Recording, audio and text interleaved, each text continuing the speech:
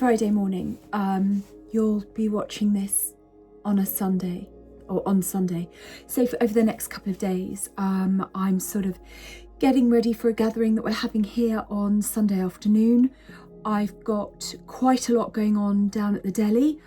January, we really use, because they're quieter months, and we use January, February and March to really get our ducks in a row with regards to, I don't know if you've ever worked in food or had a food related business, but the margins are incredibly delicate and precarious, so you have to keep an eye on things. We make a lot of our own food items down at the deli, which we're incredibly proud of doing, but we have to keep an eye on, you know, the cost of ingredients and things like that, and that sort of responsibility ultimately lies with me.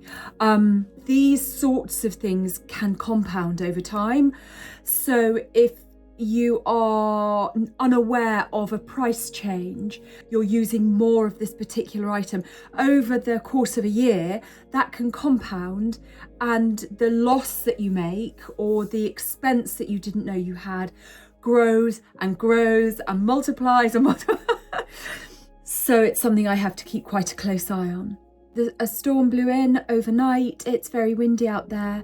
I believe it's clearing from here anyway. I think that Ireland and the north of England are taking a battering, so I'm keeping a close eye on the news with all of that going on. We're really fortunate. We lose power very, very easily. We haven't lost it, even though it's quite windy out there. This is my bedroom, actually. This chair is in a corner, and I do like it here. I love my bedroom so much, and I shall start to show you more of it as I'm actually, this is one of my projects for 2025. So yeah, you'll come in here if you want to. You might not want to, and I understand. TMI.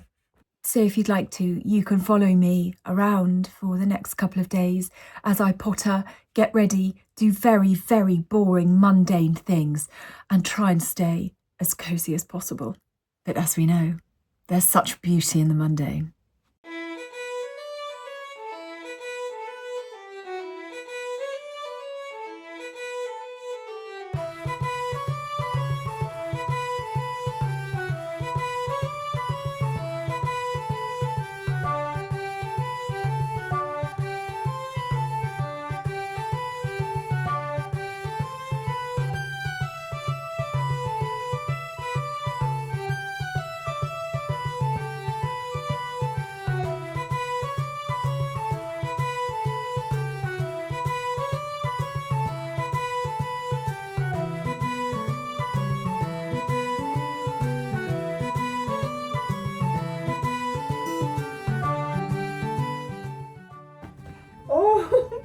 That's very gentle, wasn't it? Give me a kiss.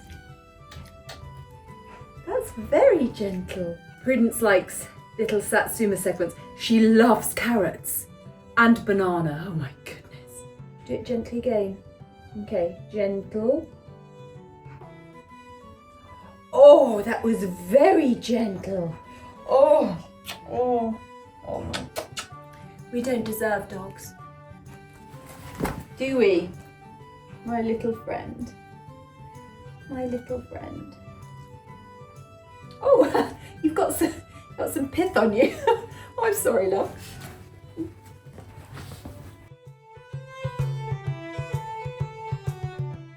I'm just sat here for a moment as I'm sending my copy of Wintering to Dorothy. Hi, Dorothy. She was waiting for it to come in the library before she could read it, but I figured that it would get to her faster perhaps than that. And I'm a huge fan of just passing books along. I can always get another one of these, and I do have it on Audible. So hopefully, Dorothy, this will make it to you by Saturday. This is Friday morning, so hopefully it will be with you, storm allowing, by Saturday. So do let us know in the chat on the Wintering book club review, if you enjoy it even. Don't feel you have to just because you've got a copy of it. I love the discourse. I love the conversations about this book. I love the people that don't like it and the people that do like it. It's brilliant. It's brilliant. So yeah, I better get this done, or I'll miss the post or something. I do like to chat. You noticed. Off to the deli to do some bits and bobs with my team, and then I've got to go and pick up some meat from Cowdrey Butchers, and then I've got lots of bits to do at home, and then the school run, although the children are finishing a bit later today, which is perfect. But I'll take you along with me. One thing I thought I'd start doing is if I sort of show you a little corner or shot or scene in the cottage, what I thought I'd do is write like a description of what I've done to cottagify it. Yeah, such a large vocabulary. Like,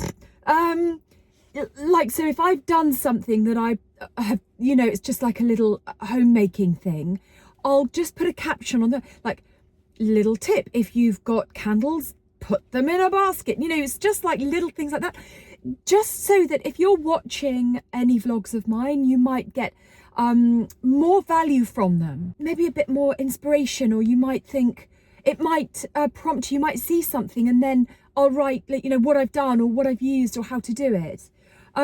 I don't want to be patronising or condescending in any way with all of this stuff, because it's all been done a million times before.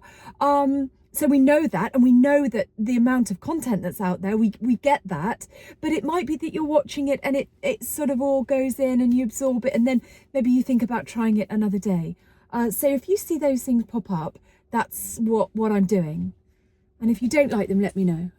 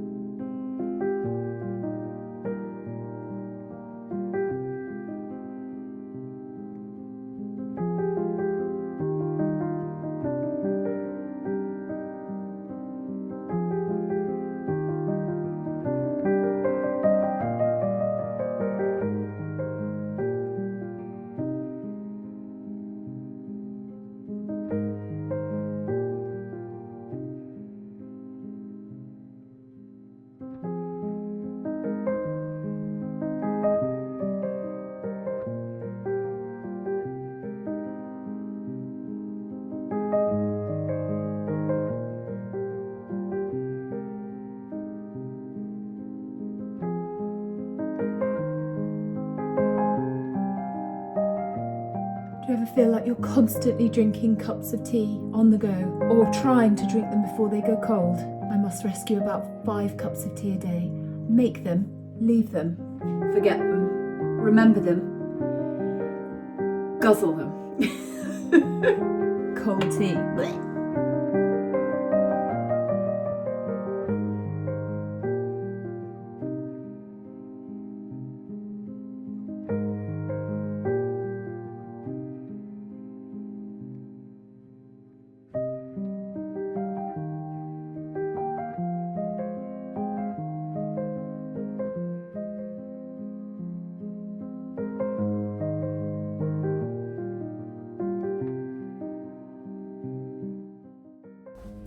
Okay, so I'm going to start laying the table for Sunday, because I don't want to leave it to the last minute. I end up rushing it, and I also need time for the creases to drop out of this linen tablecloth. So this is French linen. I think it was I bought it like £80 or something from a brocante about 15, 16 years ago. And yeah, it was quite, I thought it was quite expensive actually, but I got it and I can't remember where it's from, gracious. But it has lasted, it's so tough. It's got a seam that's sort of slightly off centre, but I just don't care. And I hope that because I don't want to iron it, so I'm hoping that the creases will have dropped out somewhat by Sunday. That's the plan anyway. I thought I'd use the antlers just there, and lots of tea lights. I'll get more of those out. I was going to use this runner, but it's got such a huge amount of wax on it from Christmas, and I need to melt it off with some baking parchment, and I don't know if I'm going to have time to do that. I've got a little project that I'm going to do with this box with these tiny plant pots in, flower pots. So I just need to fill some of them with some earth, and I'm going to put some candles in them.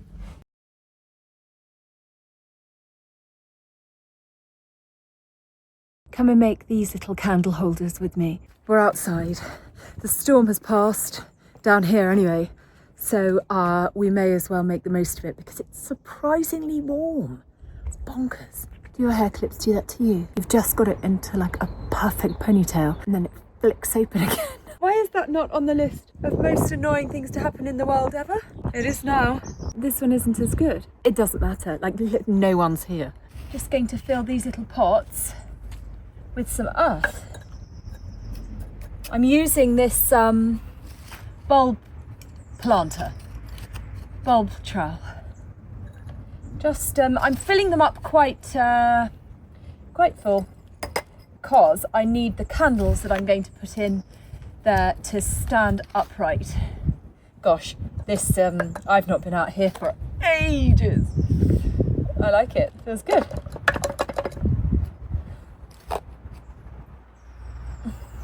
Ooh, wind's getting up. Okay, I think that's okay. Let's it's sandy soil, so lucky. Well, this is sandy, but this is sort of, it's got such great drainage. Okay, there we go. Okay, so a candle goes in like that, which is why we put oh no, there's a stone there. What are the chances? We put quite a lot of sort of soil in there so it holds it quite firm. Okay, and then the last one in, actually, to dig this up a bit. There we are, that can go in like that. Okay, then I'm going to just secure the candles by squishing the earth down around them. I mean, they're really quite secure in there now, so that's helpful. Don't want any wobbly candles. Last one. There we go. So that's that.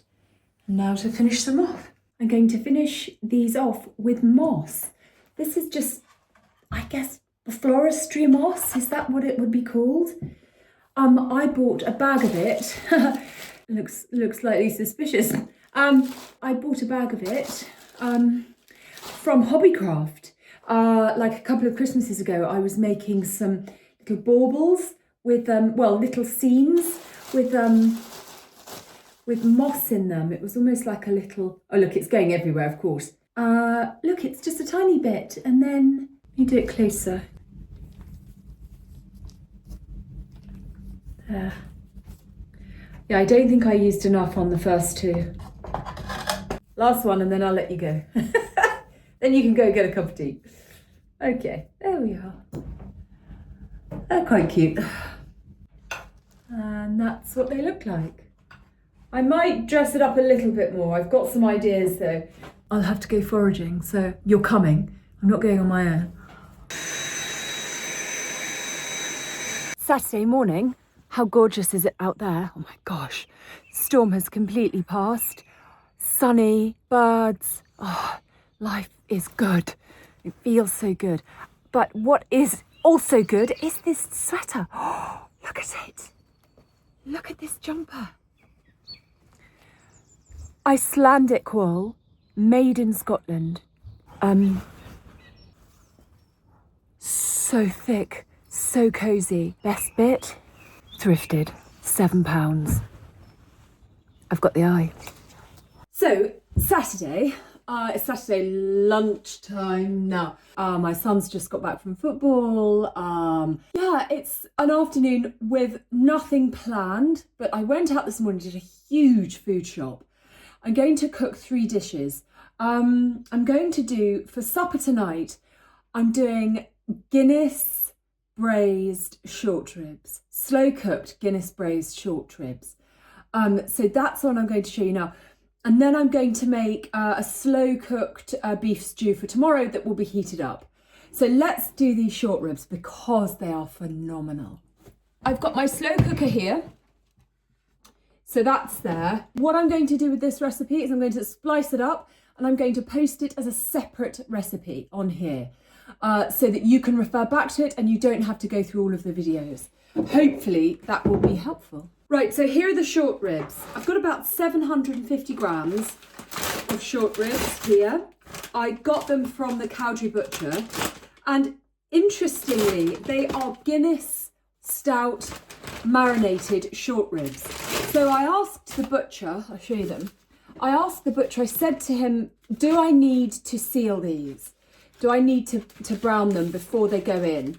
And he said that because they have this marinade on them, you don't need to brown them. If they didn't, if they were just plain, then I would seal them in hot fat before putting them into the slow cooker or the Dutch oven. They're just so fabulous. So that's them there. They're the short ribs. They're on the bone. And they're going to cook for so long, they're just going to fall apart. And I would serve them, I think it's mash I'm doing tonight, but I would serve them with crusty bread, rice or mash, a buttery mash. I wouldn't go for garlic actually, garlic mash with this. Anyway, I took the inside of the slow cooker out so you could see me put it all in. 1 yellow onion finely chopped, 3 stalks of celery finely chopped. That goes in there like that. And then I've got a bunch of carrots, but they're quite skinny. So if these were big fat carrots, probably just be 2 big fat carrots in here. I'm just going to, they've been rinsed. They're not dirty, so they don't need to be top and peeled. I am topping and tailing them. And you know what? They're going to be cooked for so long, they're just going to fall apart. So I've just top and tailed them and I'm putting them in whole like that. This is so easy. This is a set and forget. Dump it in the pot, set it and forget it. My kind of meal. Yeah, so Prudie heard me with the carrots. Oh yes. She's just getting a little bit. She loves carrots. Come on, sit. Oh, it's the crunching. I love dogs crunching. She's so crunchy. Got 1 leek. It's not too enormous. So I'm just going to chop that. I slice the leek into little rings like that. And then I'll just pop all of that in the pot. Listen, you need to understand that this is going to cook down for such a long time. It's going to render down for such a long time that all of these veggies, like the carrots take a long time to cook. The carrots will just be so soft and lovely. I've got a whole bunch of, well, fairly small, 20 grams of rosemary here. I am taking it off, taking the little plastic band off. I don't like it. And then I'm just sort of sprinkling it over the pot just to break up the little rosemary stalks a little bit. Then I'm going to put the short ribs in. I'll move you so you can see what I'm doing. So I've made my little bed there. So we're popping our short ribs onto this bed of vegetables, just like that. Okay, so once you've placed your short ribs onto your bed of vegetables, I'm going to add some passata. I'm going to play it by ear. This is 400 grams. And I think, yeah, so I'm using the whole thing, 400 grams of passata. Now I'm going in with some stout. I could only buy a 12 pack of Guinness. It's this little soldier. I'm not a massive drinker. And and there's no way I'm going to finish 12 Guinness. So I just bought a bottle of stout. This is 500ml, and that's going to go in.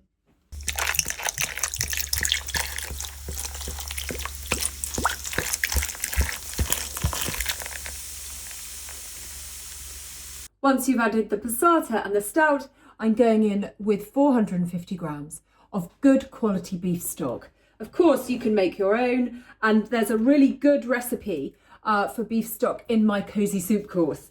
But this one is a shop bought, as I've used all of mine up.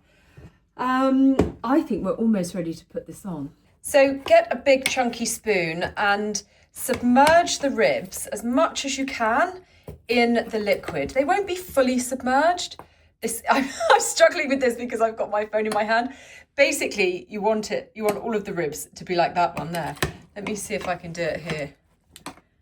There we are. Just poke them down a bit. Okay, so I'm now going to add just a little bit of water, just to make sure that pretty much everything is submerged. Naughty leaks there, they can go back in. There we are, push it all down. Okay, it's ready to go on. I'm doing this in my slow cooker, and this is going to sit here for about 6 hours. It's going to start smelling absolutely amazing at some point. Yeah, so that's it. We leave it. Keep your eye on the amount of liquid. We'll come back, give it a stir every now and again. We'll come back and we'll thicken it if we need to, but I'll show you how to do that. Okay, see you in 6 hours. So it's a bit later in the day. I've been in a really hot sitting room. This light's terrible, isn't it? I don't know. But it's dark outside, and that is one of the downsides of doing all of this in the winter. So this has been on for 5 hours on a medium. I forgot to tell you. I'm now going to thicken it. I have put 2 heaped tablespoons of corn flour into this glass, and I've topped it with a small amount of cold water. You don't need a lot, just a few drizzles of it, not too much at all. Stir it until it all dissolves and then pour it into the slow cooker. I'll show you. Thickens it really nicely, and if you don't want to use flour, this is perfect. So that goes in, and then a nice stir. When you're stirring it, don't go crazy with the stirring because the meat is still on the bone at the moment and you want it to remain on the bone. It's just easier to lift the portions of meat out in that way.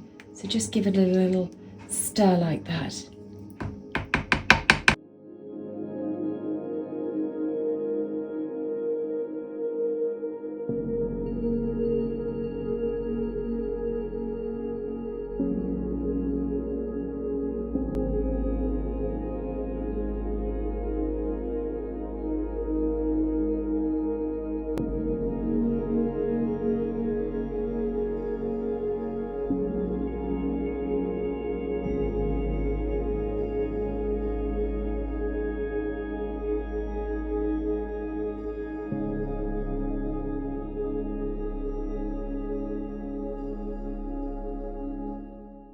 I need some ivy for the table, and I don't like the fact that there's so much of it growing up this well, so I'm going to sort of pull some off. It's at this point in the winter that everything looks so bedraggled and so tired, and you can get overwhelmed and just think, oh my gosh, there's so much to do. Everything's bare, you can see what needs to be cut back, you can see what needs to be dug up, and then when it's this cold, you just don't feel like doing it. But you have to remember that in like a few short weeks, this whole thing will just explode into colour. And warmth, hopefully. Which would be a shame in a way because I won't need my jumpers. So instead of using the tartan runner that has all the wax on it from Christmas, I found this little offcut of tweed. Now, I was meant to be using it for some cushion covers, and I still will. So I've not hemmed it or anything, but I thought that it might make a good table runner. I remember buying this tweed when I was really heavily pregnant with my twins, and I've kept it for ages and I've never found a good use for it. But I've got all of my sewing stuff out at the minute because I'm doing something else. So I thought I might just make a cushion cover with it. But anyway, it works as a runner for tomorrow. It's a lovely check. Houndstooth. Can't really see it. That's better. I'm just going to go and give it a quick press with a cool iron. Certainly good for Burns night and the fact that half my family are Scottish. Okay, I gave that a quick iron. Been in a drawer for a long, long time. I didn't want to do it too hot.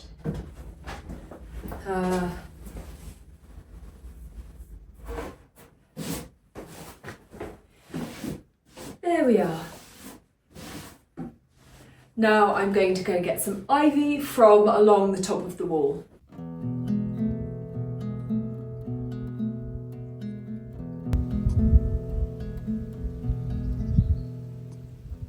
Camellia buds, oh yes.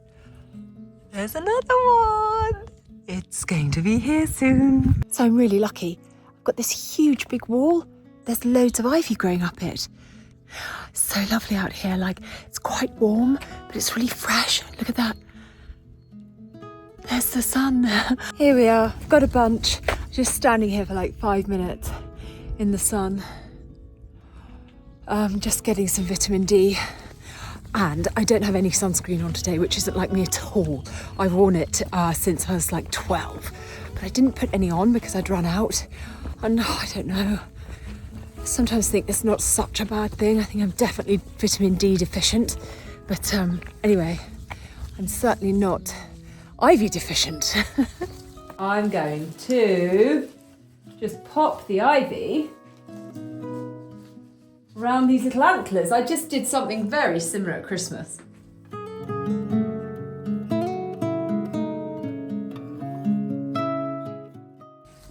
Pop some through there. Just to fill the spaces, really. So I have threaded the ivy through these little antlers. I've kept a couple of bunches here for when I put the rest of the dishes on the table. And I can always go and get some more. The handy thing about doing it right now is that it hasn't been wet particularly. So this is all really dry and it's very, very clean. It's all looks really new. I've also got these candles. Now they are going to go at this end, and to be honest with you, I might just stick this ivy in there and then go and get some more of it later. The vibe, as you know, is a Hygge gathering, so I'm going to try and squeeze as many candles as I can on the table. I'm just poking the ivy into the box like this, just to add some shape and some interest and some texture. And none of this, it doesn't matter if any of it gets wax on it.